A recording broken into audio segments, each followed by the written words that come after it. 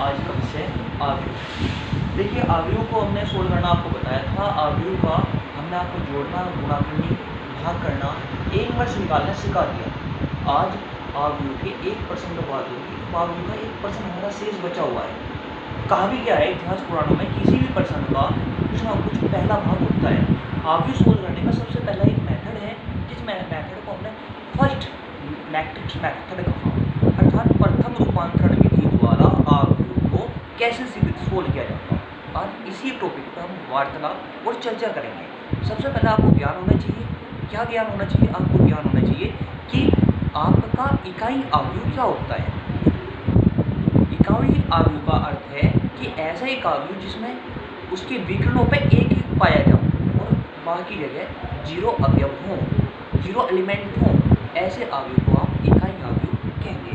और इसी के आधार पे आइए अपने क्वेश्चन पे चलते हैं। हमारा प्रश्न है,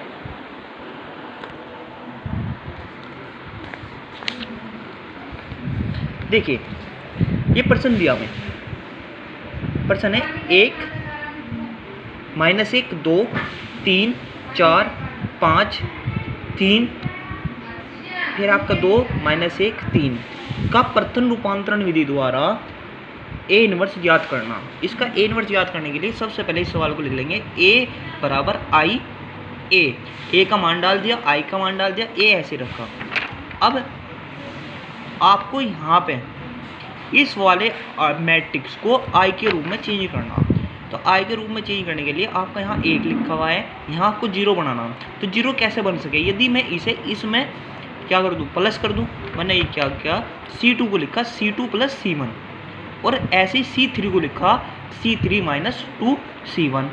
तो मैंने इसमें इसे जोड़ा, तो जोड़ने में क्या हुआ, 1 -1 और +1 0, 4 और 3 7 और 1 आपका माइनस का 1 है, प्लस के 2 है, तो आपका आ गया 1। उसके बाद में हमने क्या करा, यहाँ पे C3 वाला कॉलम ये है, इस वाले में 2 से मल्टीप्लाई करी, 2 - 2 0 5 में तो हमने 6 घटाए, 6 घटाने के बाद हमारा आ गया 1 माइनस का। फिर हमने क्या करा, 3 में से 4 घटाए तो माइनस का 1 बचा। जो काम हमने यहाँ पे किया वही काम हम यहाँ पे करेंगे आई के साथ में। आई के साथ में भी हमने ऐसे ही किया, क्या करा, C1 में C2 जोड़ दिया, तो 0 + 1 1 हो गया, 0 + 1 1 हुआ, 0 + 0 0 हो गया। और यहाँ पे हमने क्या करा भाई, यहाँ पे हमने करा C3 में 2 से मल्टीप्लाई कर रहे, C3 - 2C। अब इसमें से 0 में से हमने -2 घटाए तो हमारा माइनस का 2 आ जाएगा, फिर 0 फिर -1। अर्थात कहने की बात ये थी, जो काम हमने यहाँ पे किया वही काम इसमें क्या, गुना 1। अब हमारा यहाँ भी 0 बन गया, यहाँ भी 0 बन गया। अब हमें क्या करना, अब हमें इन दोनों को भी सोल्व आउट करनी। अब हमने इन दोनों को जोड़ दिया, जोड़ने के बाद नीचे फिर 0 बन गया। यह हमने क्या लिखा, C2 + C3, अर्थात इसे और इसे जोड़ दिया, ऐसे इसे और इसे जोड़ा। उसके बाद आपको ये 6 हटाना है। यहाँ से 6 हटाने के लिए आपने क्या करा, C2 को 6 से डिवाइड कर दिया और यहाँ से माइनस हटाना, माइनस हटाने के लिए C3 को भाग कर दिया -1 से। वो काम यहाँ पे किया आपने, वो काम यहाँ पे किया, ये कर रखा, दोनों जगह एक ही काम हो रहा आपका। इसके बाद आपने फिर क्या किया, इसके बाद आपने C3 में से C2 घटाया, C3 में से C2 जाके कितना आ गया आपका, यहाँ 1 आ गया, यहाँ 0, यहाँ क्या आ गया 1। यही काम इन दोनों में किया।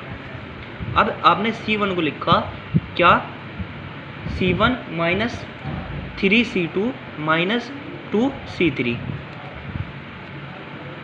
C1 को लिख दिया, क्या आया 1 0 0 0 0 1 0 0 0 1। यहाँ पे इसमें भी यही परिवर्तन हुआ। अब ये A जैसे इसके बट्टे में जाएगा, क्योंकि वो I बन गया, I के बट्टे में जाएगा तो ये आ जाएगा A इनवर्स का मान हमारा ये आ गया। तो ऐसा आपको प्रथम रूपांतरण विधि द्वारा A इनवर्स ज्ञात करना, जिसमें आपको पूरे सवाल को I के रूप में चेंज करना। चाहे आप स्तंभ के अकॉर्डिंग चलें, चाहे आप चलें रो के अकॉर्डिंग।